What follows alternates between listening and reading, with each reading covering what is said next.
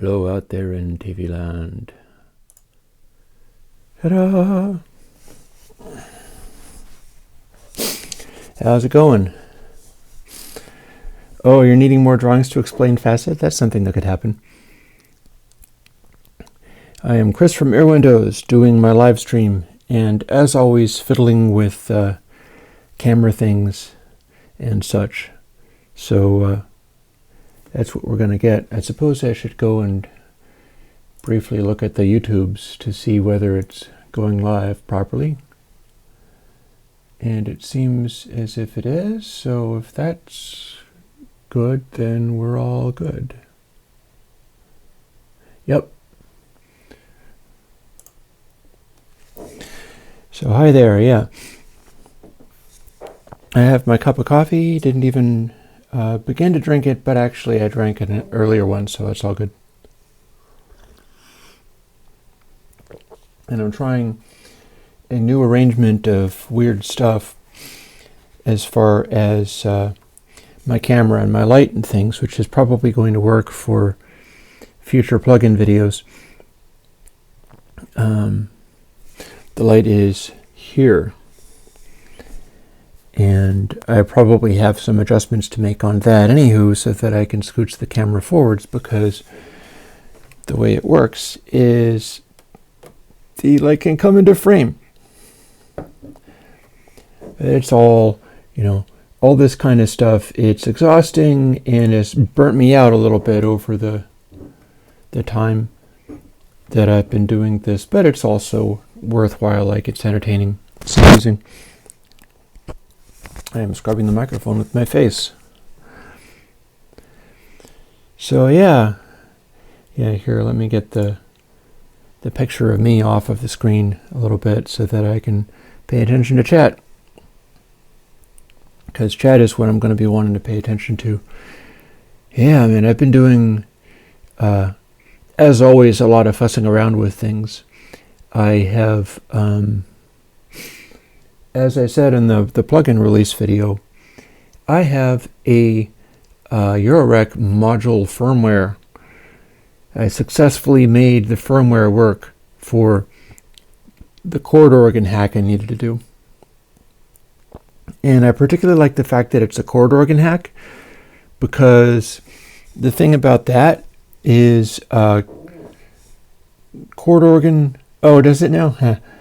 Yeah, I had to start over because I thought that I had lost everything. I would not have been able to find that. There's, like, Reaper is still kind of a new thing for me. I'm committed to doing it. I like it, but I would not have been able to figure out how to unroll that loop. There's no chance in the world I would have been able to figure that out. I'm still working on getting just the interface, just my Motu, figured out so that I can reliably tell it to run the right things. Because, like, when I was doing the evergreens and also the plugin posting, anything where I have to have this mic is coming through the mixing desk. So this is what I do the music through.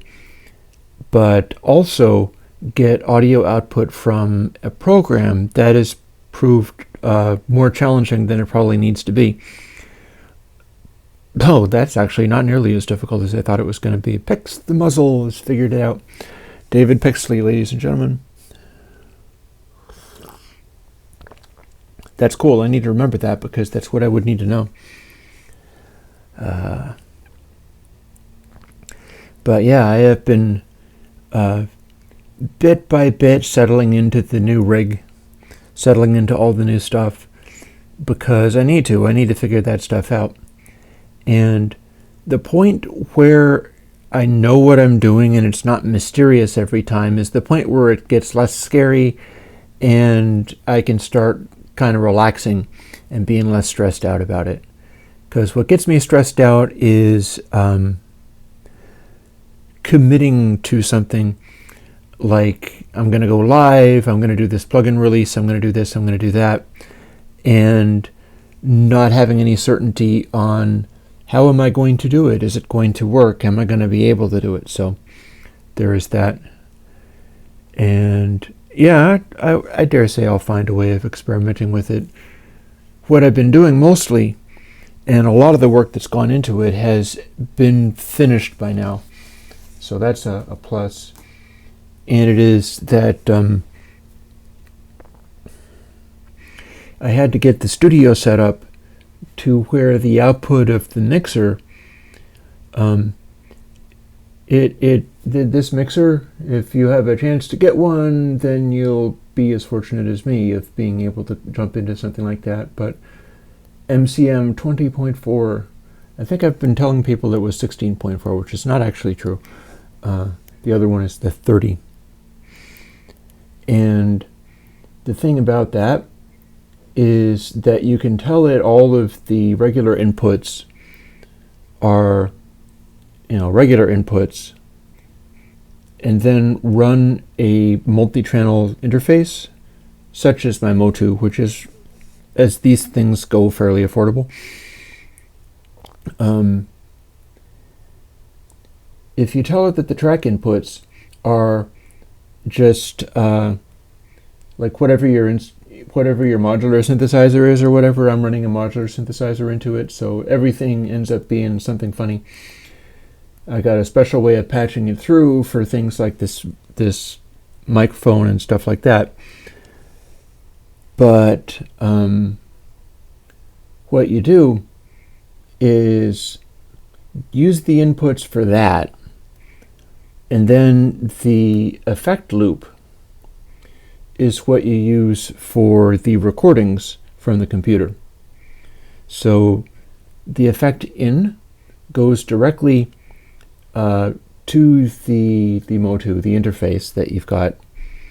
And I like Kenny Joya. I actually mastered a record for Kenny Joya once. Never did it again. I'm not sure if I did a great version on it, but yeah, I like Kenny a lot. But yeah, you run the effect send into the computer, the 16A or whatever it is that you're using as inputs, and then the outputs you run to the effect return. And what that does with this particular mixing board is if you hit the effect return, you hit the effect loop on a channel by channel basis. You don't have to do it and everything at once. You're getting the audio back from the recording, but this device is designed to send, it's doing an effect send constantly. So it at any point you can grab whatever is in the mix and copy it to tape and then just sort of go from there. It is very flexible in that way, so that's one of the reasons I picked it, and I'm very happy with it. But setting that up is something that I've been having to do, so I've finally finished that, and I'm pleased with how that worked out. That is a truck going by outside. I also have a tendency of scrunching the microphone with my face. We'll master all these things. You know what I ended up doing for the evergreens now? Check this out. For the evergreens, I'm taking this little microphone and I wear headphones for it. And I clip it onto the clip of the headphones and stretch it down so that it's stretching down out here. And it's actually pointing the away from me, but it turns out to sound pretty good anyway. Let's poke this back. That ought to do. Maybe I can move it so that I'm not scrunching the microphone with my face anymore. And yeah. So all in all, things are starting to settle down to the point where I'm getting over that extremely stressy period where it was too many months of just hammering away at this stuff. And since I don't feel I can really stop it or anything, plus if I stopped it I might forget stuff and then have to start over, so I kind of have to keep it all rolling. But things are looking up, feeling kind of better. Some of it was family stuff where Again, there's been family stuff all this time, but I was visiting my brothers for a thing that we call game day. And the previous one, it had not worked out very well because I had cheap-shotted my brother in a game and he got mad. And so I was kind of anxious this entire time. And we got together and it was good. We had fun. But it was still very stressful getting into that situation again. So, got through that one. It's funny how somebody with lots of autism like me can be in these social situations where I have to go there, have fun with the folks, and also convincingly portray that I'm having fun with them, which is mostly method acting kind of thing of like, okay, all the time that I've been going up to this, I've been really anxious, and so once I'm there, I'm going to assume everything is going to be fine, and then generally it is, because it's my own head doing it, and I've always had that going on with family. I'm not sure if any of you can relate to that kind of thing. Like things are looking up for me because it is not even Thanksgiving in America yet, and pretty much all of my holiday commitments are done. There's nothing in particular. Oh no, neither of my brothers are interested in plugins, including the one that helped me learn how to do VST. They have no interest in anything that I'm doing. There's no way I can communicate any of that with them. I just have to hear them talk about the stuff that they do, and they're not watching this, and they're not following anything that I do. It's family. My parents, while they lived, were exactly the same way. And it was kind of an imposition for me even to talk about it. And my mom would tell me to be quiet if I talked about what I was working on too much, because she was frustrated and she would not understand it, so she thought I was just messing with her or something. Family stuff can be weird. Anybody who has weird family stuff that they find challenging, believe me, you are understood here. But let me have a look at the chat, because we're going to do a little over an hour. Oh no, I always was. Always was a black sheep. And then the battery is going to run out on the camera, but I got to say, at this point, the camera is doing its job, and it is a nice upgrade over the $100 webcam that I had before. And these are the kinds of things that I feel you got to do. I feel part of what I'm doing with this is exploring the whole space of, like, what is it to be like Chris from Airwindows, or if any of you are trying to do your own stuff, which I'm sure, I think a lot of people who follow me and use my plugins and stuff have their own ambitions, and so I'm kind of spearheading this is the way the world is shaped, and can offer other kinds of advice besides just how to use plugins or whatever. And it's kind of like that, in that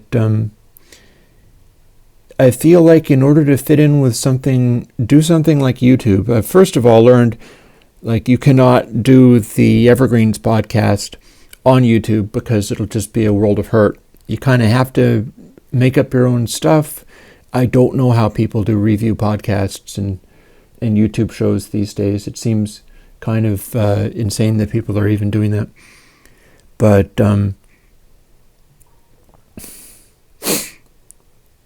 one of the things I think and how that works is that getting the production values up to where you are looking like the big leaguers, the capitalized shows where somebody is clearly trying to get picked up by Netflix or whatever. Like, there is Lindsay Ellis did a wonderful video at one point on I think Manufacturing Authenticity is the name of it, and it's well worth seeing, where she talks about a cake vlogger who makes cakes and got surprisingly popular. I suppose not surprisingly if you like making cakes or watching people make cakes. And Lindsay's a fan, and she comments on how there are off-camera voices, and part of what made it be a successful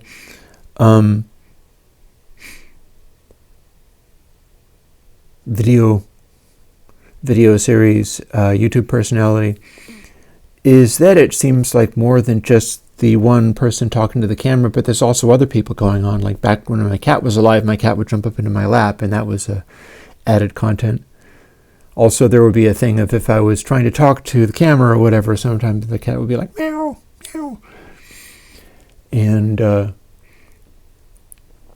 this cake making video person had the camera, the lady running the camera would talk back to that as well. And the thing about that is that there were copycats coming along with the fixed intention of trying to get picked up by other, like network. Well, there's no network anymore. They were trying to get picked up by stuff like Netflix. And they would have the off-screen voices, but the off-screen voices were wearing lavalier mics. Or perhaps just sitting in chairs, not being off-screen camera people or anything like that at all, but simply sitting in chairs off-screen with microphones in front of them. It could be even as intense as that. So it's manufacturing authenticity. And that's one of the tricks that they would use, besides like doing stunts and stuff. So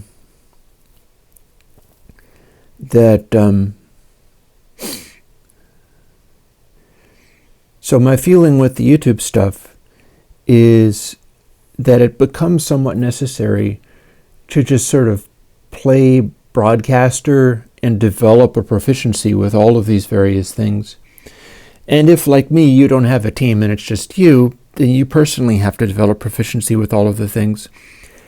And that's a big ask, but that seems to be the required thing, and so I've just sort of tried to comply with that. I've tried to keep up with it as best I could. And so here I am, still fooling with the stuff. One of the most recent changes was that I learned more about the camera. It's a GH5. I think that they're probably going to eventually come down in cost, but it's a good, acceptable quality for getting up to this zone. And I learned about profiles for the first time. So currently I'm using, I think something called Vlog V or something like that. And there are some adjustments. You can tell it to do things like not sharpen the image or not noise reduce the image. There's processing that they apparently always automatically do, and you can get it a little closer to the raw sensor output. And there's people who are doing that kind of stuff. And using the profile makes it be a little more contrasty, and that's also something that you're seeing. And it's all just this journey of exploration. There's a bunch of stuff, you learn how to set up the camera, you learn how to focus it. I think I've focused it correctly. Yeah, that's probably good enough. And you go from there, and then there are more things. If you get into cinematography, that is an entire life pursuit. And I will not be able to get fully into that. So basically I found somebody whose video footage looked good and then copied the stuff that they said to do.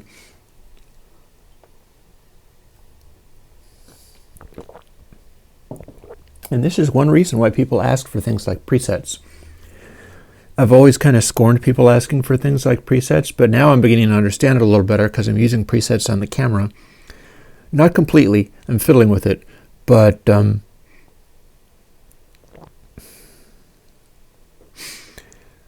I do see some questions coming up, so I should derail my brain a little bit from what I was thinking about and pursue some of the questions before they scroll off screen. So,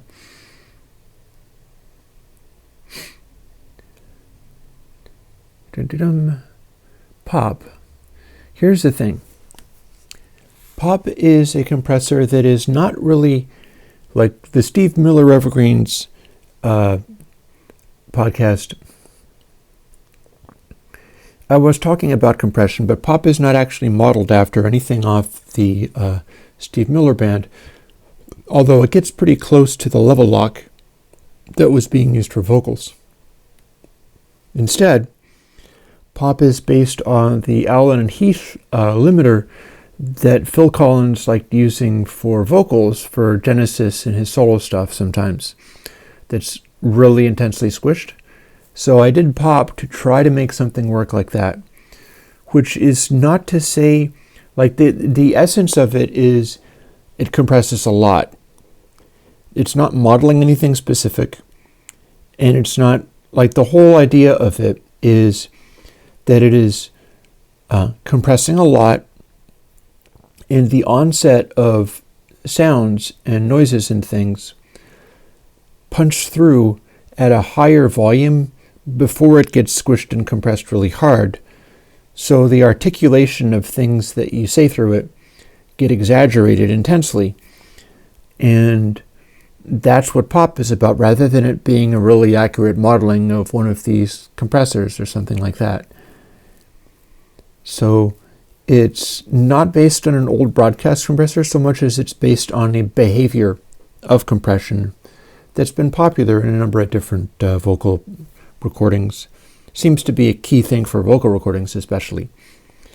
Like Steve Miller obviously was using it a lot. I think it showed up a lot in Wild Mountain Honey, where it's like, wow, that's heavily compressed. And of course, Phil Collins in something like Mama is insanely compressed, and we know the specific thing he was using. He was using a particular ribbon microphone in, like, directly into this Allen & Heath limiter. If I can get one of those, I will. I will burn Patreon money to get one of those. But they don't come up. They're not available typically. LA2A is much gentler. LA2A is an optical compressor, whereas these ones I'm talking about with the crazy intense behavior, those are more like FET or VCA compressors. VCA is voltage controlled amplifier, which is essentially electronic circuitry that can change its gain. Like my modular stuff, there's lots of VCAs in there. And it's any kind of compressor algo with this particular crazy setting will do that for you. You can get a similar behavior like from, I don't know, Logic generic compressor or whatever, a Reaper generic compressor. What you're doing is making it be extremely high ratio to the point of being a limiter. And that's what the Allen & Heath is it's called a limiter. And then you slow the attack down until the articulation of your sounds poke out, and then have the release be really quick so that it jumps right back up to full volume as fast as possible. And you fiddle with that, and you get into that zone. The thing about the Allen & Heath, I think, is that it's not fiddleable because it just happens to work a particular way. Same thing for the level lock. I don't remember the name of the company that made Level Lock, but that's the one that Steve Miller used. These things were designed to take microphones and work in a particular way, but there's typically not a good way to manipulate all the little details of it. They just happen to do that thing, and people decided, like, oh, hey, when we crank way hard into these, it does a cool thing. But it's just, you can do that with a generic compressor if you know what you're doing. So yeah. More in the chat. As far as did I always use Reaper? I used to use Logic, and I used Logic for a long time and still like it for many things. Reaper costs less. It's accessible on more platforms. It's accessible on Linux. It runs VSTs and AUs on the Mac, and I just like the approach of it, although it is perhaps kind of daunting. So you end up having to do what I have to do when I start learning these new things, is kind of struggle with it and flounder for a while. It's no GarageBand. It lets you do all kinds of stuff, but I did find it kind of approachable. So yeah. And oddly enough, on my Windows build machine, which is a virtual machine that never sees the internet and lives in my antique Mac laptop, there's a copy of Reaper in there too. And I guess I'm testing this out. We'll see what happens. because I am a registered owner of Reaper, and the one that I have on the main machine is indeed registered to me, just as you would. And the one on this virtual machine never got registered. So it says you have been using this beyond the 30-day period for 1,132 days. And you've launched it 87 times and run it for a total of like 3 hours. Because I would just test stuff on it and then shut it back off again. And yeah, Reaper, gotta love it. That program has been letting me use it in the virtual machine, and I could plug the serial number, etc. in at any time. But I'm just kind of seeing what it does. And it has been good. It is keeping faith with me as far as if I needed the access to this and was just perpetually flat broken, never got it. It seems like it would never turn and beat you up for being poor. It will just let you continue evaluating it and just continue evaluating it. And I find that kind of charming because that's what my plugins are like. There is no punishment factor. It doesn't turn and get you for anything. And there's no kill itself remotely code in there, because I would have discovered that by now, I think. But yeah. So it's like, basically free means like, yeah, you really should be getting the license, just like I coax people to. But I think that they must see it the same way. It's like, hey, if you can afford to do this, you really, really, really should. And if you can't afford to do this, or you're just causing trouble in some kind of way, then you can keep on riding this train forever. And the worst you'll deal with is we'll keep bugging you, reminding you about that. Just like I always mention the Patreon in my plugin posts and stuff in various different ways. Like this time around, I literally told people, like, unless you can't afford to, in which case please don't. Because I do that. But Reaper is similar in that it will really let you continue to work and satisfy yourself that it's the right thing for you to be doing. So yeah, LA2A, the thing about the LA2A is it runs on Vactrols. Vactrols are cadmium sulfide photocells with lights or LEDs. And an LA2A existed before the time of LEDs. So an LA2A is like a, and this is an interesting concept. This is something I should totally fool with because it's a doable thing. But back in the day, you had photocells, and the trouble with photocells is you have to pick out the exact right one in order to get the correct behavior for a compressor. But remember how I mentioned how in compression, if you have a really high ratio, then if it reacts slowly, it will let the front of the attack poke through? Well, the thing about an LA2A or a old school, an old school compressor, optical compressor using the CDS cell, is that LEDs can throw full brightness instantly.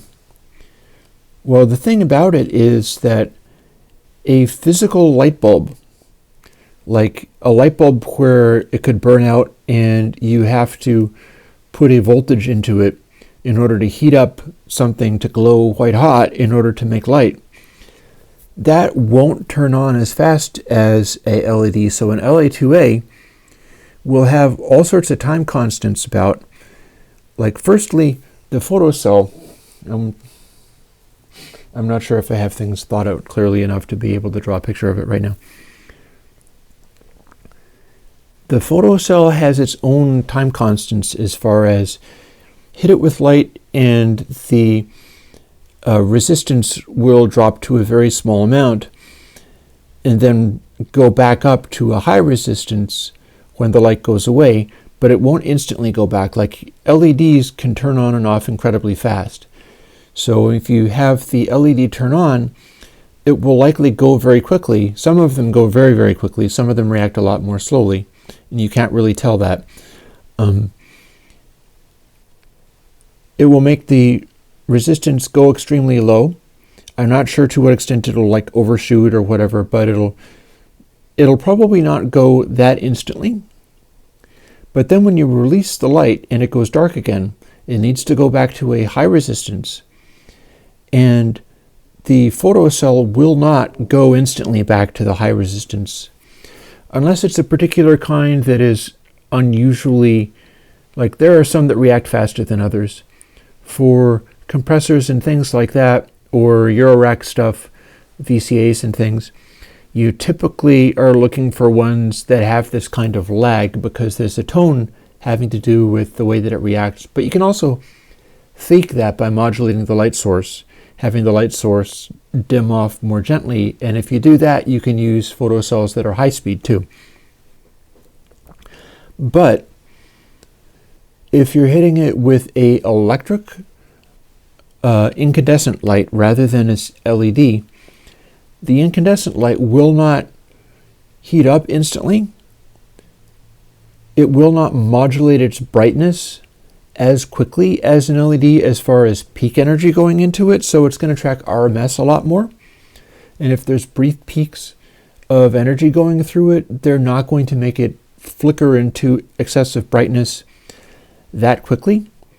And then when you release the power to it, it has to cool off first.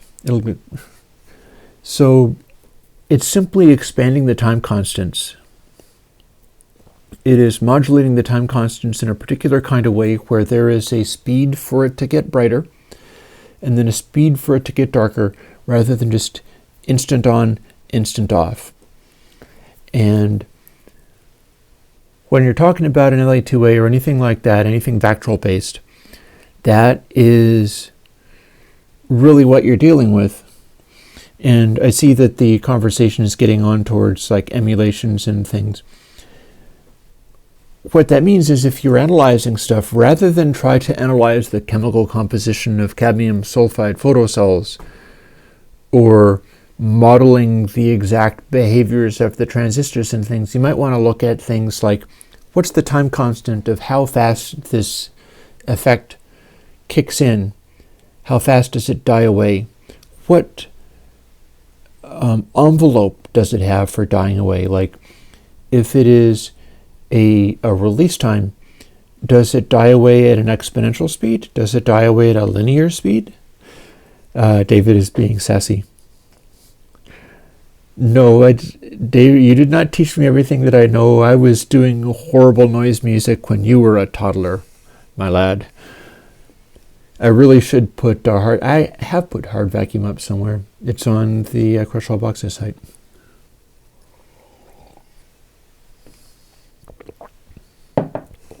So when people get into, everything must be modeled after this particular hardware, some of what you're dealing with is just deciding how best to modulate these things. Because if you don't, your digital software will tend to be like, okay, our compressor goes to the highest ratio and instantly takes effect rather than slowly takes effect. If it takes time to respond, you can do multiple algorithms as far as the way in which it kicks in or doesn't. If you say hit a photocell with a fixed amount of light, what might happen is the photocell might go to a resistance and then continue to go to a lower and lower resistance as it gets used to it. It might be a kind of an exponential behavior. And that can be done with an algorithm if you know what's happening. Or, as I typically do, I just experiment with stuff and it gets into the zone. So when I am harsh on emulation, it's because often the thing you're looking to do is simply a curve or an algorithm or something like that. And there is no special reason to, well, the reason to model something and claim, oh, this is my Teletronics LA2A thing, is because you're writing in somebody else's brand name, which I think lacks class. And so I work to avoid that sort of thing. But that is why to do that. It is because there is a marketing value in claiming that you're somebody else's, more reputable thing. But, there's no telling that, like an LA2A or a Pultec or something that is very classy, an old Altec mixer.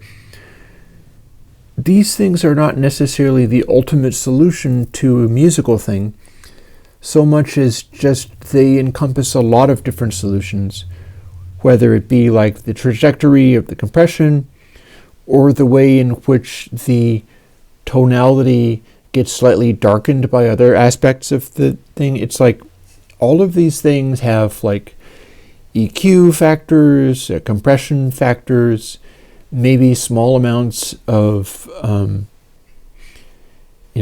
class AB distortion if they're changing from pole to pole. The negative and positive stuff can have different circuits, and so the switching between the circuits might have a thing going on as well.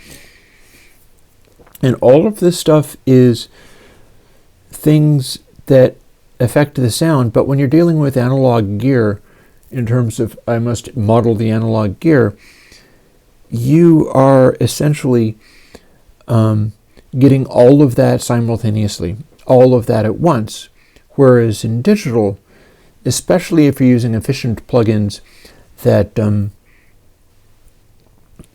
aren't excessively complicated, then you can have those things as separate little bits and apply something like a compressor where it does the compression part and there's nothing band limiting about it at all. You could run it on DC voltages for all the difference it would make.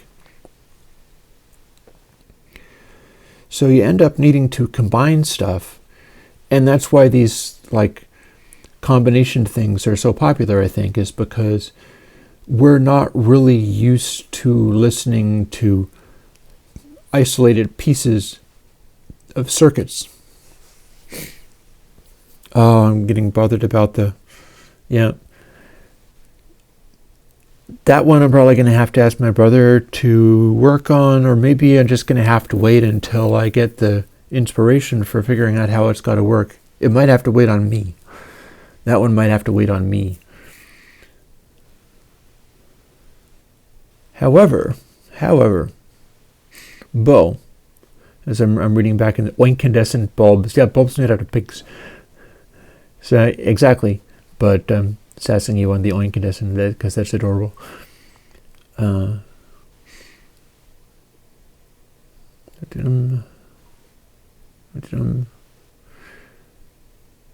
Here's the thing.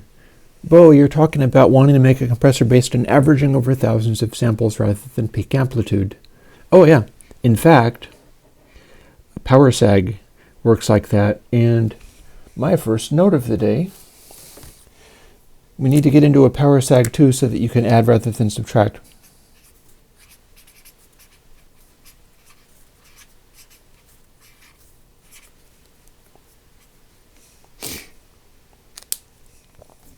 That'll remind me sufficiently well.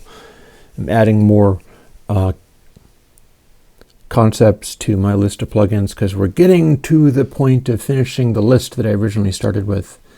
Pocket Verbs was one, and Cabs is the one remaining thing from the last couple of years of putting out everything on my list. Which is not to say that I don't have other plugins like Glitch Shifter sitting around and waiting to be done.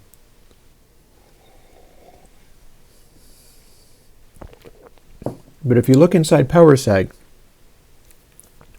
I think that I still have it modeled as two separate Power Sags running in parallel for no other reason than I just made it that way on purpose. But PowerSeg has that kind of averaging built in. That's how it works. And the way that you can do averaging is actually very efficient as long as you have enough space to do a big buffer.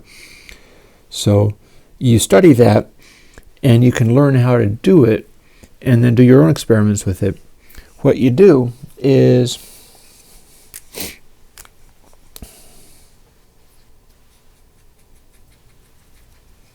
here, I'll talk about how you make a double buffered thing. So suppose this is a list of samples that you can go through. And we're going this direction. So for any given position that we're at, we're going to take I'll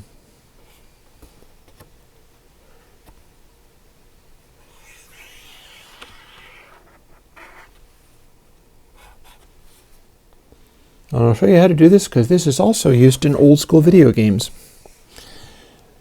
We have a double buffer. It is a set of little samples, and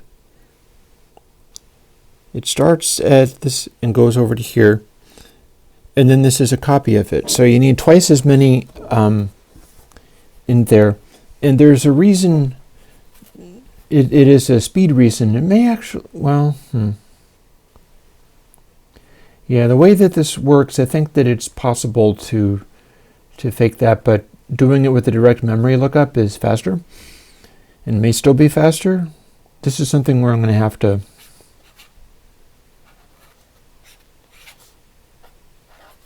figure out whether there is a method of doing it without the double buffering that just runs an extra calculation, because modern CPUs, you can do the extra calculation and it's faster than having to go and look in memory for something.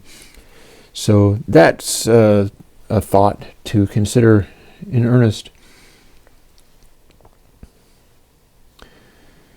But what you're doing is, say,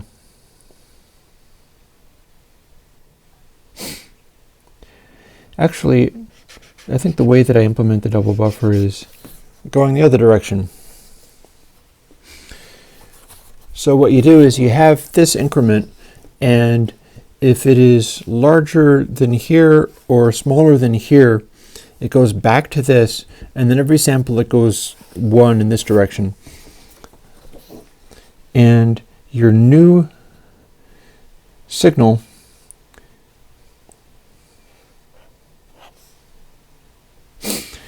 you're putting a sample in, and then you're also putting a sample in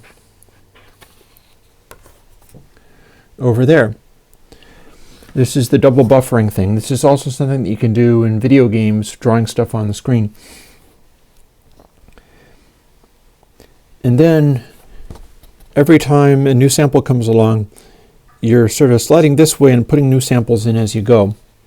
And then you're taking a sample out this much farther away. So obviously if you're over here, then you're looking into this buffer and getting that.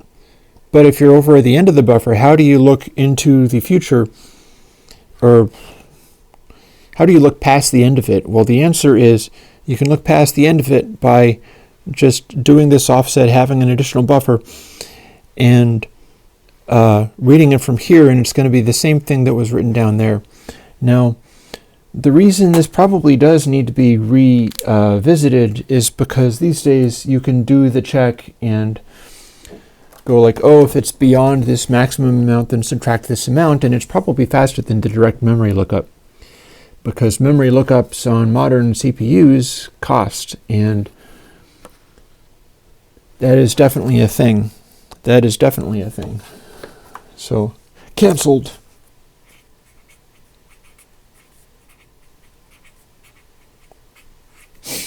But that's what I used to do back in the days when it was like 2007 and we were trying to make stuff run on CPUs that were much smaller.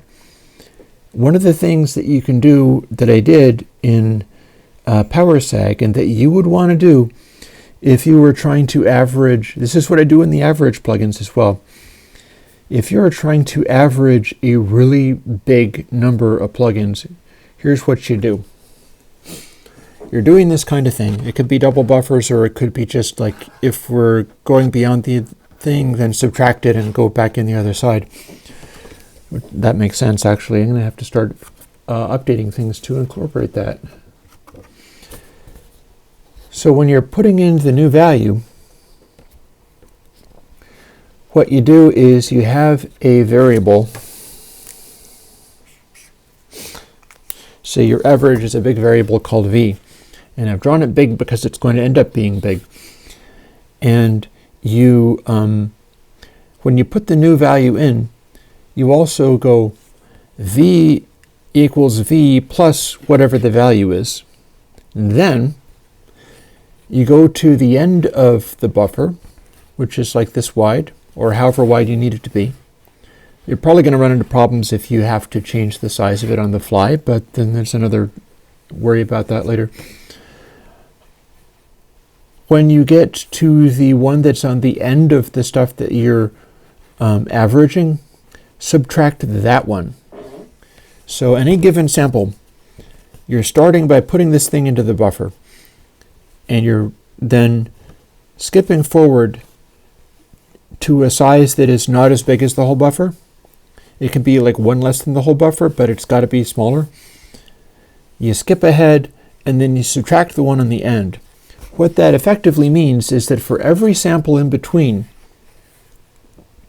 for this entire time period, you are accumulating a number that is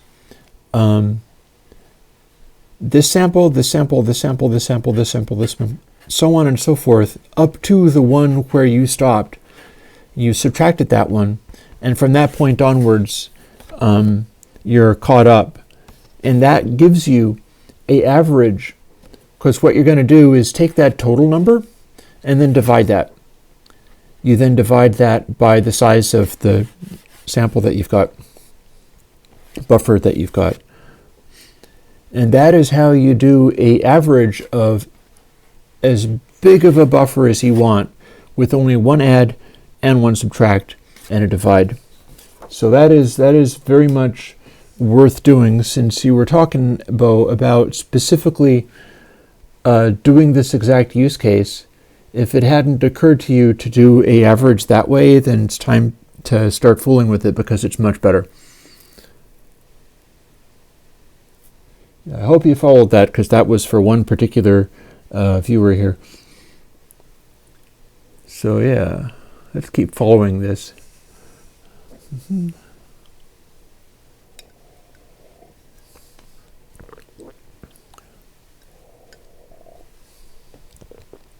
Like I keep saying in my evergreen stuff, compression is kind of a definition of what kinds of eras you're working in. Like 60s and 70s, you don't see as much compression, although you still will. They're like the Beatles were using aggressive compression. The Byrds in particular are noted for heavy compression on things, or different compressors in series with each other in order to make it more intense. But when you get into 80s and stuff, that's when you start seeing the really aggressive compression and EQ having to be used on literally everything. So you wind up with time periods where different approaches to sounds are more characteristic. And 90s and 2000s and stuff, you start getting the limiting and distorting and having absolutely no attack spike on the beginning of sounds. Whereas 80s, often you had incredibly heavy compression, but there was a limit to the attack speed. So you wind up with this very spiky sound that is extremely dynamic. And then post that is when you started getting like no dynamics anymore, because it was time for the CDs. And then it was possible to push the loudness of CDs louder, and that's what happened with that. But one of the things that I've been showing off in the Evergreens podcast, for those of you who are able to watch it, or listen to it, is the extent to which some of these 80s war horses are insanely dynamic and punchy. because that's really, like, that's what makes stuff communicate, is the way that this energy, this information can get across. So honestly, I would encourage doing the 70s, 80s style of stuff and have the dynamic energy in there and not be doing the post-90s smash everything, because the ability to communicate musical ideas is stronger that way.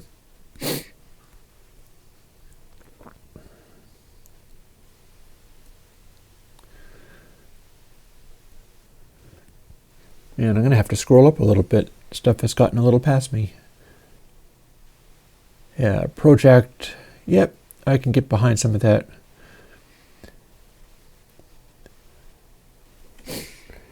Yeah, I'm not a fan of using multiband on stuff. Although I have a multiband distortion out. I think it even came out during the VST era.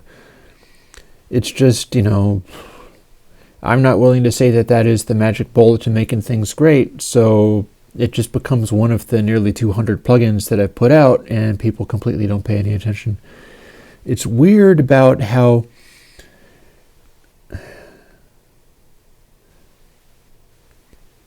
Pocket Verbs came out. I'm not sure it has a comment on gear slots yet. If you put something out and you hype it to the moon and make a big fuss about it, that can be one thing. I was going to joke on the gear slots thread about and everybody that has tried it is still playing with it. Clearly that's successful because nobody's posted a damn thing about it. If you do something wrong, you hear about it immediately. But if you do something great, sometimes it is just a big deafening silence, and then it drops out of sight and is never seen again. Go figure. It's a weird world. It's a world where you have to think in terms of some of those marketing things. Otherwise, you're just going to get caught under the steamroller of unintended consequences.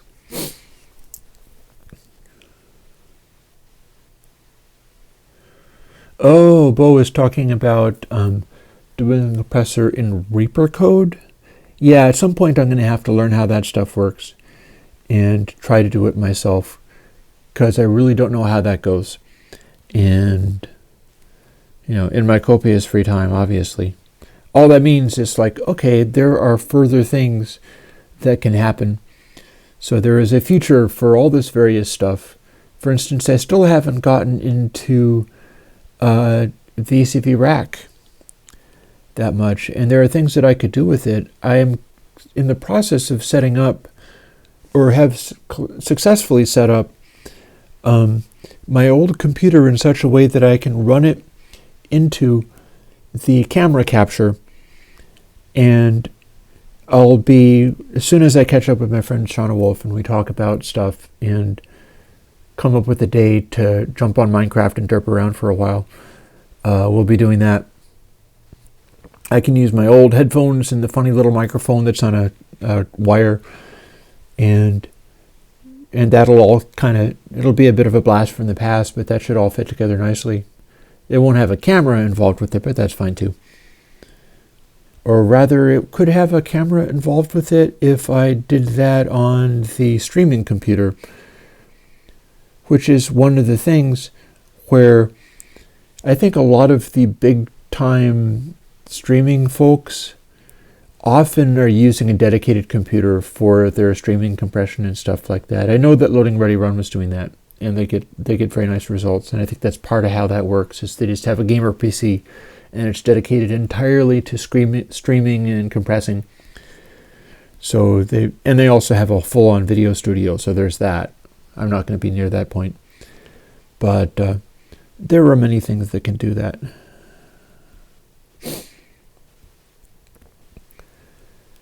But yeah, David Pixley mentions me talking about making the suitcase with homebrew stuff.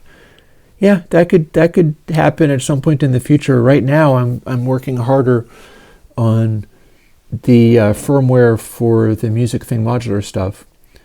Because the thing about that is, the Music Thing modular, you can go to a place called Thunk, thonk.co.uk. And Thonk sells DIY kits for things. And I've got a bunch of different DIY kits because that's one of the things I've been able to invest in. And much prefer the Thonk ones to Erica synths. I've got Erica synths kits, and I find them incredibly daunting because they have just taken all of the parts that you need and thrown them in plastic bags, loose. I mean, including chips and stuff. I'm like, oh my God. So essentially you have to measure or read the color codes on all the resistors and sort everything out like a jigsaw puzzle until it is in all the right places. It's not coming in little baggies with like, these are your 220K resistors. Oh, no. And that's a bit of a drag because a couple of the Erica Synths things that I want to build out of those kits are very desirable. Like there is the Erica Synths baseline. It is a 303 alike. And the kit version, you have a distortion built into it.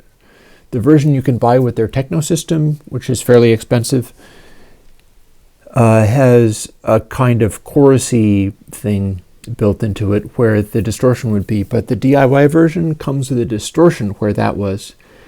And that could be arguably an even better sound. But I'd have to build it. And I have all the bits, but all the bits are like loose in a plastic bag, and that's just how they are. So as far as the approachability of the Erica Synths kits, I am not full of excitement about that. I would advocate that anybody, and I've built Zox boxes. The concept of building stuff is not too difficult for me, but the way they put these together doesn't feel as if it's particularly handholdy. You really are expected to know how to read the resistors, and as you can see, my eyes ain't all that good, so it's kind of a path of suffering having to grapple with all of this and looking at all these little parts. It could be worse, they could be surface mount parts. But, I have been dragging my feet on those after having built all of the Thonk kits, because the Thonk kits are much more approachable. I made one spring reverb kit and seemed to have made that wrong somehow. My entire spring reverb researches hit a wall when I built that kit, and it didn't work. And I couldn't make anything happen. And then I got mad, and I had 4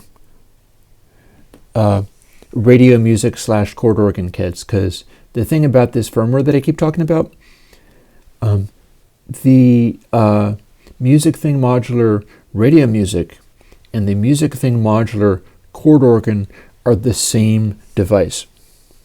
They have different faceplates, and you flash them differently by plugging them into USB and using a little program called Teensy, and pushing a little button on it, and it'll reprogram the thing for you on the fly, and then you can plug it back in, and it maybe does a whole different thing. Which means it's like a tiny computer, kind of like, I'm trying to remember the name of the other thing. There's another thing that's much like that, but these ones are more like, they act and look like they are fixed devices to be doing only one thing, but really secretly you could reprogram them, and all they are is CV inputs in a programming language which is in C, which is what I program in, and then the ability to either play stuff off the SD card, and with the radio music it'll show you how to read stuff off the SD card, so that's another possibility, or synthesize stuff, which is what the chord organs do. And there's code to do that as well. And there's code to read waveforms.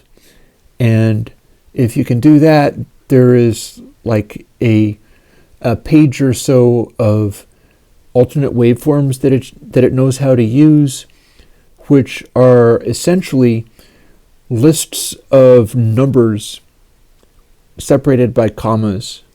And what that means is, if you wanted to punch in a different waveform, you pick anything that you want, figure out how to reduce it to those numbers, type in the numbers and reflash the thing, and it's got your new waveform. It's a tiny computer that can read control voltages and things. and do various stuff with it. And again, I have pretty much successfully at this stage there's still tweaking that I can do, like getting things into the correct ranges and making it more malleable and flexible and useful. Oh, and somebody still wants drawings for Facet. That is something that I think that I can do before I go. I don't think the camera is going to die right away, so I can run a little bit later. This chord organ thing I keep talking about is a technique for taking the chord input, and rather than having it be like, this is your major, this is your minor, this is your seventh, having it bring up different chords and inversions, and like major versus minor versus seventh versus second versus whatever, based on what mode you're in. Like if you're in major, then C major is the same thing as A minor, is the same thing as D Dorian, and you'll bring up a minor chord for that as well. So the thing about that is that if you modulate that with a control voltage, you'd have a series of chords that are all in the same mode. Like if they're all the white, like C major, it's all the white keys. And so A minor is also all the white keys. And, D Dorian is also going to be in all the white keys. So if you were soloing over something and they started throwing different chords out of that collection with those limitations, like you're never going to throw a D major because that would involve one of the black keys.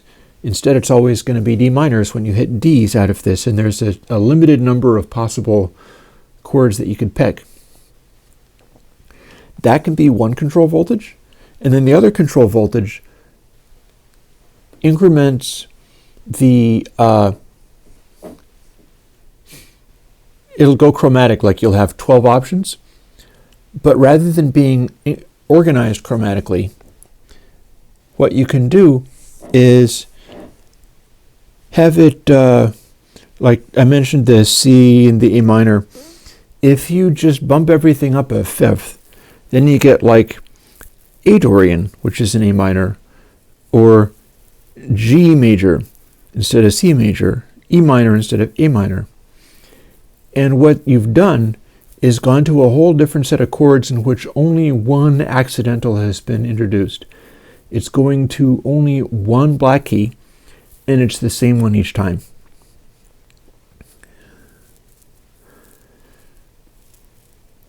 So, and yeah, the thing about it is that if you do that, and then start randomly modulating in small areas of this arrangement, classic chord progressions just pop out by automatically. Like if you modulate up and down one in the circle of fifths, and then go from side to side between the major and the minor, or up and down major and minor, and then side to side in the circle of fifths, you get four-chord song. Four-chord song is a tight little diamond-shaped cluster in this arrangement. And yeah, that is exactly what I'm talking about, that circle drawing. 1-4-5 is also a tight little cluster. 1-4-5 is literally, they're like chords that are adjacent to each other sound good together. And what that means is if you were doing, say, modular synthesis and coming up with chord progressions and things, rather than being stuck, like if you were doing chromatic chord progressions, I've tried this, it's unfollowable. You cannot make music and in any human sense and follow stuff that is being algorithmically generated to be truly random. But if you took this circle of fifths technique and wandered among these various areas in romantic, in like a random walk kind of way, it would lead you into places where human beings, human accompanists could follow. Because especially if you're just wandering around the circle of fifths rather than jumping radically and pulling in sequences of chords, maybe substituting one now and then. And this can be experimented with in VCV Rack, because you can get the Turing machine in VCV Rack. I've got a couple of little 2 HP versions of the Turing machine, and I'm going to be building kits of that, because you can, again, thunk, you can build DIY kits of this stuff. So I'll be doing that again. And that lets you make cycles where not everything changes all the time. Instead, it's a cycle, and then every now and then they'll switch from one chord to a different chord in the cycle and then keep that happening. And I don't know exactly what the solution is as far as the random walk style wandering, because it still needs to be a cycle, but it needs to wander more far afield in the 12th tone, the circle of this kind of thing. But if you are doing that, then you can have a algorithmically generated chord sequence that can be followed by a human being that will wander to the strangest of places, while always being like, it'll sound like music rather than the computer is making up stuff. And that's been the goal. And me having the at least initial firmware for this radio music / chord organ alternate firmware is a pretty major step, because now I have it, it's working. You'll be hearing it on Tuesday one way or another. But I don't think anybody has had this before. This is new. So that's exciting. And I feel it will continue to grow and get better. So let me glance over stuff as long as I'm finishing up here. Is bit shift gain twice the volume or half the volume? I don't actually care. It is a specific amount of louder or not as loud, but I'm not concerned as to whether it's like twice as loud or half as loud. I mean, it depends upon the frequencies as to what something sounds like, anywho. Drawing for facet, yeah, I did do the drawing for facet, and it's pretty simple. It's like, all facet does is, if your amplitude goes up like this, louder, the curve takes a particular point and breaks it so that it goes up louder and then louder more slowly. And you get to pick the angle. And the way facet specifically works is it's combining those two things so that at the 0 point, you've not only made it closer to 0, but it's also a shallower angle, to the point where, yeah, I know, I hate it when people do the swallowing with the new mic things. I'll try to minimize that. It isn't as much in the evergreens, because the mic is pointing away from my mouth. But this stream is not so much like that. But it goes to where at the point of silence, it's not only changing it close to 0, but it is also going to a 0 degree slope, and that becomes silent. So that is the facet thing, and the drawing is basically about the same as that. It's just a angle and two different straight lines with a point at which it changes angle. And what makes that different from the usual curves is it's not a curve, it's just an angle, and it is a different angle. It happens twice. Like, here's the middle, here is the loud bit, and then as it starts to distort, it goes to this other angle at both the negative and positive sides of things. Which also means that unless it is a completely flat, infinite slope,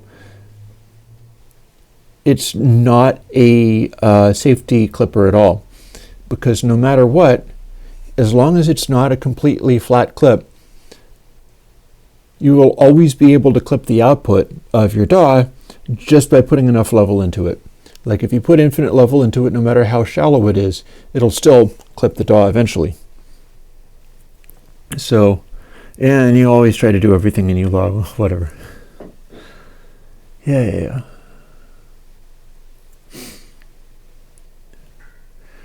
Also remember, when you're dealing with digital formatting, the whole point of EULA is that you can have your bit representations taking up more space the louder they get.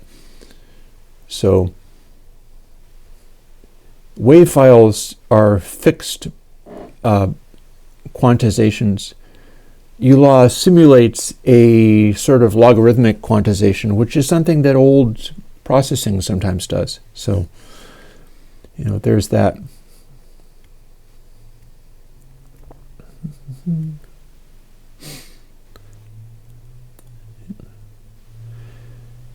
Yeah, I'm still wanting to support VCV rack to some extent. Eventually that is going to happen. Honestly, I need to keep making sure that I'm getting better and not burning out and frying myself to a crisp. So it might be a while before dealing with that, but I do want to support VCV as well. And I'm sure that'll happen at some stage. I mean, I feel at least that project is going to stick around because the guys like me. It's a single-person project that is putting something out there where there's a vision and it is doing its thing, and it's doing its thing correctly. So I feel like as long as I let that guy, Andrew Belt, I believe, continue in his direction and do what he does, it will be there for when I'm willing to throw my energy behind it. And at which point it'll be like, okay, how many hundreds of, maybe it'll have to be much like the, when I finally start doing VST GUI, it'll have to be like entirely distinct plugins that don't support anything else, rather than now all of the old Airwindows plugins also support VCV Rack, because that is a mind-boggling consideration. That's asking a lot, trying to support all of those. Maybe the GUI ones would eventually also come out for VCV, and that could be a side bonus of those. But I mean, I don't have any of those things yet, but I do have the firmware for radio music, chord organ, etc. So it ain't like I'm doing nothing. I've got some stuff going on.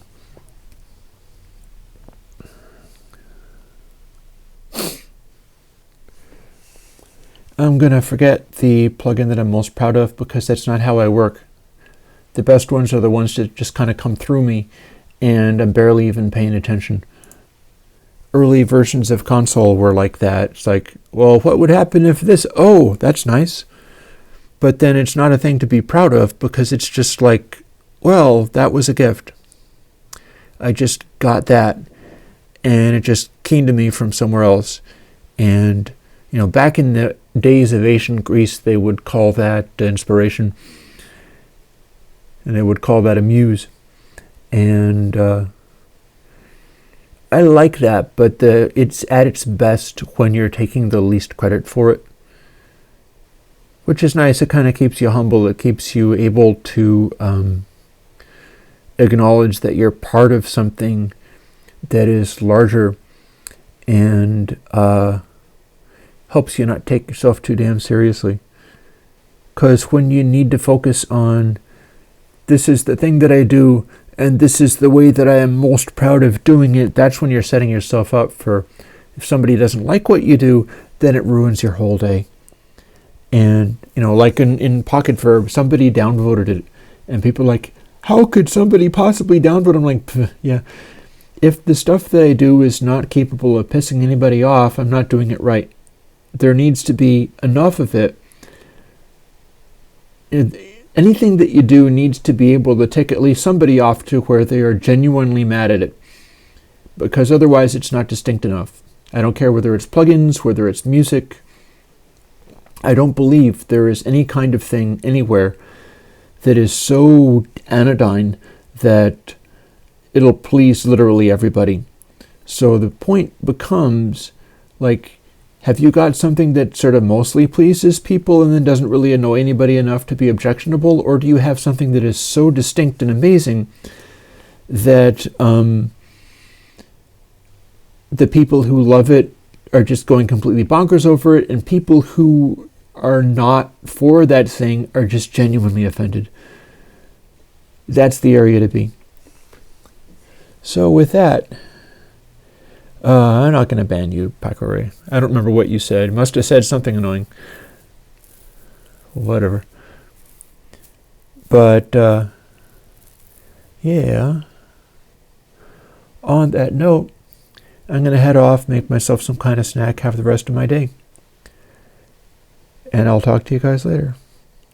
Bye-bye.